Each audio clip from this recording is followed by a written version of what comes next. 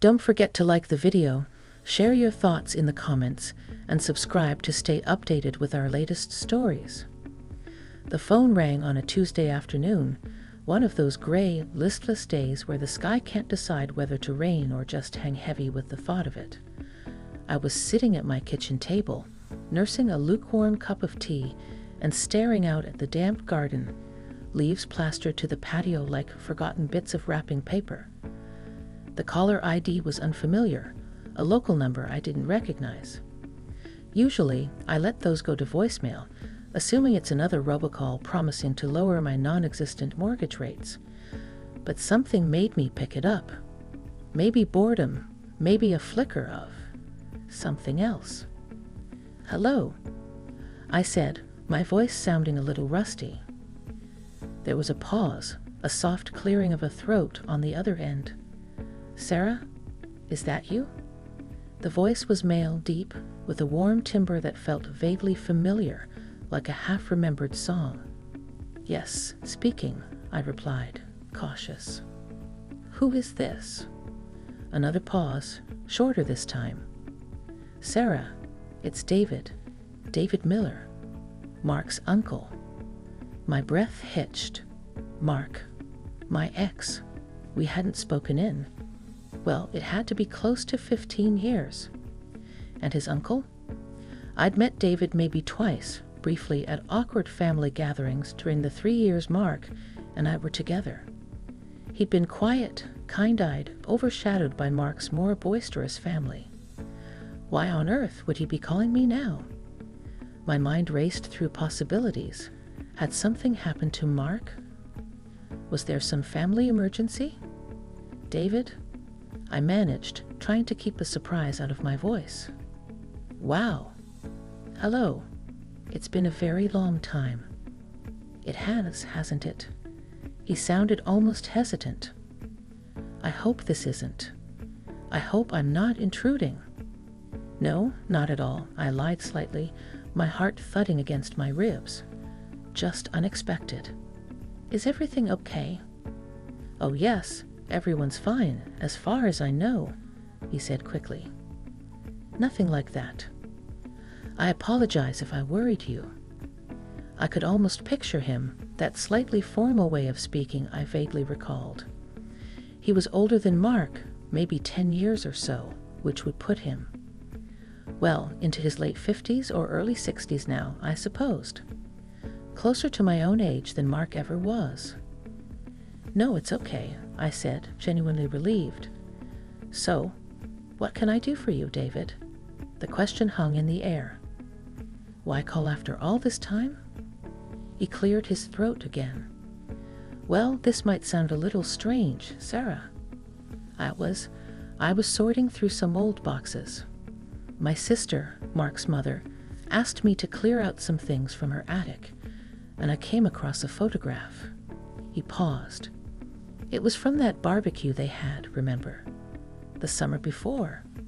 Well, before Mark and I imploded in a rather spectacular fashion, he meant.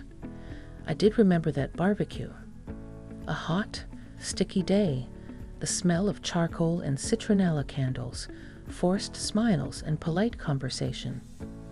David had been there, manning the grill, occasionally offering a quiet comment that got lost in the general noise.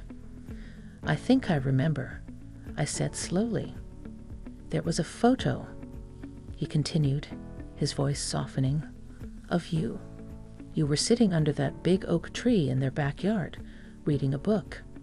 You looked so peaceful. Content."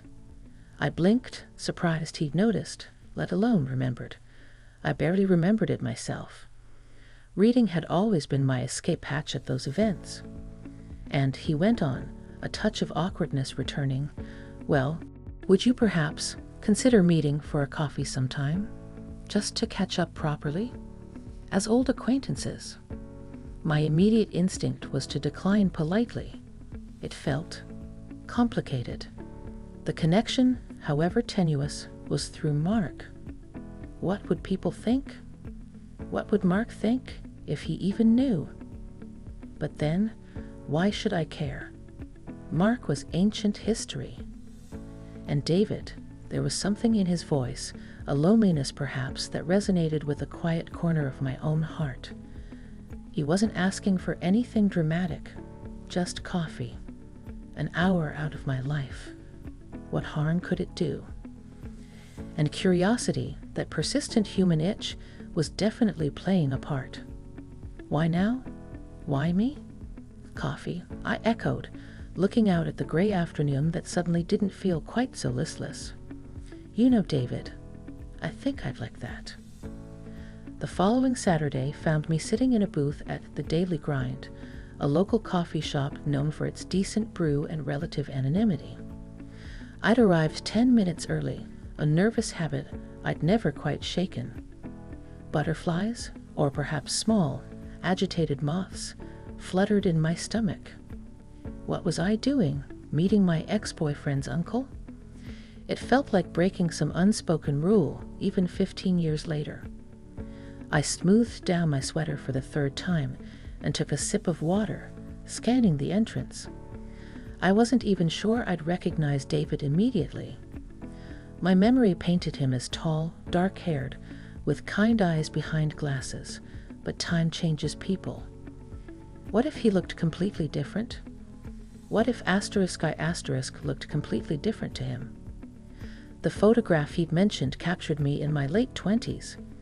Now, firmly in my mid-40s, the landscape of my face had certainly seen some weathering. Just as I was starting to seriously reconsider my decision, the bell above the door chimed, and a man stepped inside, pausing to scan the room.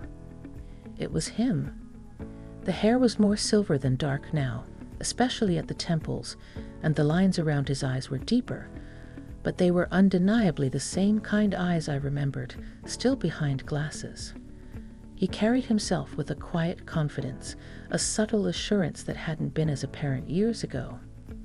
He spotted me, and a slight, almost tentative smile touched his lips. He walked over to the booth.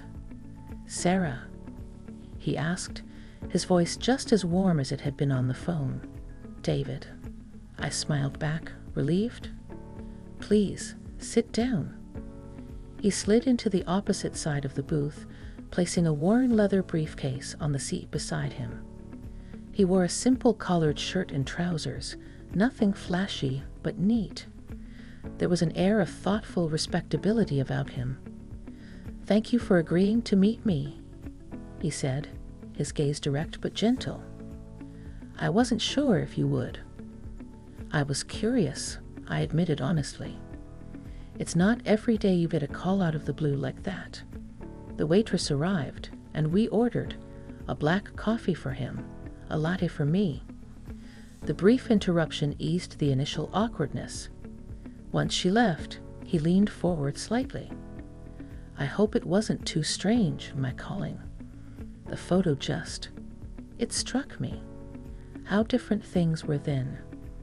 They certainly were, I agreed. We skirted around the obvious topic, Mark, for a few minutes, talking instead about the town, how it had changed, the ridiculous price of property, the usual safe topics. But the elephant, or rather the ghost of my ex, was definitely in the room. Finally, David addressed it, albeit indirectly.